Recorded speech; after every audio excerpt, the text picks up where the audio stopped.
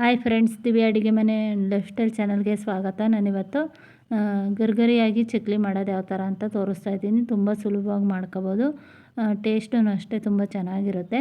ಇವಾಗ ಮೊದಲಿಗೆ ಒಂದು 3 ಕಪ್ಪಷ್ಟು ಅಕ್ಕಿ ಹಿಟ್ಟು ತಗೊಂಡು ಹಿಟ್ಟು ರೆಡಿ ಮಾಡ್ಕೊಳ್ತಾ ಇದ್ದೀನಿ. 3 ಕಪ್ ತಗೊಂಡಿದ್ದೀನಿ ನಾನಿಲ್ಲಿ ಅಕ್ಕಿ ಹಿಟ್ಟು. 3 ಕಪ್ ಅಕ್ಕಿ ಹಿಟ್ಟಿಗೆ ನಾನಿಲ್ಲಿ 3/4 ಕಪ್ಪಷ್ಟು ಹುರ್ಗಡ್ಲೆ ತಗೊಂಡು ಪೌಡ್ರ್ ಮಾಡ್ಕೊಳ್ತಾ ಇದ್ದೀನಿ. ನೈಸ್ ಪೌಡ್ರ್ ಆಗಬೇಕಿದು, ತರ್ತಿರಿ ಆದರೆ ಚಕ್ಲಿ ನೀಟಾಗಿ ಬರೋಲ್ಲ. ನೋಡಿ, ಈ ಥರ ನೈಸ್ ಪೌಡ್ರ್ ಮಾಡ್ಕೊಂಡಿದ್ದೀನಿ ನಾನು. ಈ ಥರ ಪೌಡ್ರ್ ಹಾಕಬೇಕು. ಇದನ್ನು ಅಕ್ಕಿ ಹಿಟ್ಟಿಗೆ ಮಿಕ್ಸ್ ಮಾಡ್ಕೊಳ್ಳೋಣ. ಇವಾಗ ನೀವಿನ್ನೂ ಜಾಸ್ತಿ ಕ್ವಾಂಟಿಟಿ ಇಲ್ಲಾದರೆ ಇದನ್ನೆಲ್ಲ ಜಾಸ್ತಿ ಮಾಡ್ಕೋಬೋದು. ಇವಾಗ ರುಚಿಗೆ ತಕ್ಕಷ್ಟು ಉಪ್ಪು ಹಾಕ್ಕೊಳ್ತಾ ಇದ್ದೀನಿ. ಹಂಗೆ ಖಾರದ ಪುಡಿ ಹಾಕ್ಕೊಂಡಿದ್ದೀನಿ. ಖಾರಕ್ಕೆ ಎಷ್ಟು ಬೇಕೋ ಅಷ್ಟು ಹಾಕ್ಕೋಬೋದು. ಬಿಳಿ ಎಳ್ಳು ಹಾಕ್ತಾಯಿದ್ದೀನಿ, 1 ಸ್ಪೂನಷ್ಟು ಹಾಕಿದ್ದೀನಿ. ಸ್ವಲ್ಪ ಹಿಂಗೆ ಹಾಕಿದ್ದೀನಿ, 1 ಚಿಟಿಕೆಯಷ್ಟು ಹಾಕಿದ್ದೀನಿ ಅಷ್ಟೇ. ಆಮೇಲೆ ಅಜ್ವಾಯಿನ ಹಾಕ್ತಾಯಿದ್ದೀನಿ. ಸ್ವಲ್ಪ ಈ ಥರ ಕ್ರಷ್ ಮಾಡಿಬಿಟ್ಟು ಹಾಕಬೇಕು. ಆವಾಗ ಸ್ಮೆಲ್ಲು ಚೆನ್ನಾಗಿರುತ್ತೆ ಮತ್ತು ಟೇಸ್ಟು ಚೆನ್ನಾಗಿರುತ್ತೆ. ಇವಾಗ 1-2 ಸ್ಪೂನಷ್ಟು ಬೆಣ್ಣೆನ ಕರಗಿಸ್ಬಿಟ್ಟು ಹಾಕ್ತಾಯಿದ್ದೀನಿ. ಬೆಣ್ಣೆ ಇಲ್ಲ ಅಂದರೆ ಎಣ್ಣೆನೂ ಬಿಸಿ ಮಾಡಿಬಿಟ್ಟು ಹಾಕ್ಕೋಬೋದು, ಚೆನ್ನಾಗಿರುತ್ತೆ. ಇದು ಸ್ವಲ್ಪ ಬಿಸಿ ಇರುವಾಗಲೇ ಈ ಥರ ಚೆನ್ನಾಗಿ ಕಲಿಸ್ಕೋಬೇಕು.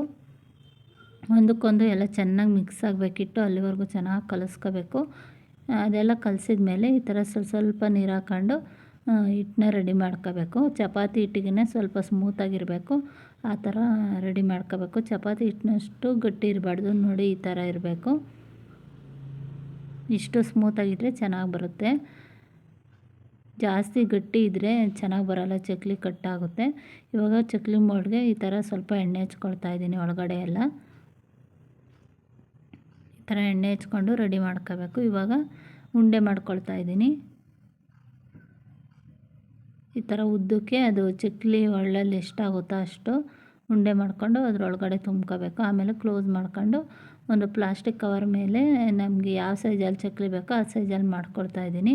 ನಾನು ಚಿಕ್ಕ ಸೈಜಲ್ಲಿ ಮಾಡಿದ್ದೀನಿ. ನೀವು ದೊಡ್ಡ ಸೈಜಲ್ಲಿ ಬೇಕಾದ್ರೂ ಮಾಡ್ಕೋಬೋದು. ಜಾಸ್ತಿ ಏನು ಕಟ್ಟಾಗಲ್ಲ, ನೀಟಾಗಿ ಬರುತ್ತೆ ಚಕ್ಲಿ. ನಿಧಾನಕ್ಕೆ ಮಾಡ್ಕೋಬೇಕು. ಚಿಕ್ಕ ಪ್ಲೇಟಲ್ಲಿ ಮಾಡಿ ಸಹ ಇದನ್ನು ಹಾಕ್ಕೋಬೋದು ಎಣ್ಣೆಯಲ್ಲಿ. ನೋಡಿ, ಇವಾಗಲೇ ನಾನು ಚಕ್ಲಿ ಎಲ್ಲ ಫ್ರೈ ಮಾಡಿ ಇಟ್ಕೊಂಡಿದ್ದೆ. ಲಾಸ್ಟ್ ಬ್ಯಾಚಲ್ಲಿ ತೋರಿಸ್ತಾ ಇದ್ದೀನಿ. ಆದ್ದರಿಂದ ಎಣ್ಣೆ ಈ ಥರ ಇದೆ. ಮೀಡಿಯಮ್ ಫ್ಲೇಮಲ್ಲಿ ಕರ್ಕೊಳ್ಬೇಕು. ಇವನ್ನ ಹೈ ಫ್ಲೇಮ್ ಇಟ್ಟರೆ ಕಲರ್ ಚೇಂಜ್ ಆಗುತ್ತೆ, ಚಕ್ಲಿ ಬೇಯೋದಿಲ್ಲ. ನೋಡಿ, ಈ ಥರ ಹಾಕ್ಬಿಟ್ಟು 1-2 ನಿಮಿಷ ಆದಮೇಲೆ ನಾವು ಟರ್ನ್ ಮಾಡಬೇಕು. ಆವಾಗ ಚಕ್ಲಿ ನೀಟಾಗಿ ಬರುತ್ತೆ. ಹಾಕಿದ ತಕ್ಷಣ ಟರ್ನ್ ಮಾಡೋಕ್ಕೋದ್ರೆ ಎಲ್ಲ ಕಿತ್ಕೊಂಡು ಹೋಗುತ್ತೆ. ನೋಡಿ, ಇವಾಗ ಲಾಸ್ಟಲ್ಲಿ ಈ ಥರ ಎತ್ಕೊಂಡಿದ್ದೀನಿ. ತುಂಬ ಚೆನ್ನಾಗಿರುತ್ತೆ, ಟೇಸ್ಟೂ ಅಷ್ಟೇ ಚೆನ್ನಾಗಿ ಬಂದಿರುತ್ತೆ. ಒಂದು ಸಾರಿ ಟ್ರೈ ಮಾಡಿ ಫ್ರೆಂಡ್ಸ್, ತುಂಬ ಚೆನ್ನಾಗಾಗುತ್ತೆ.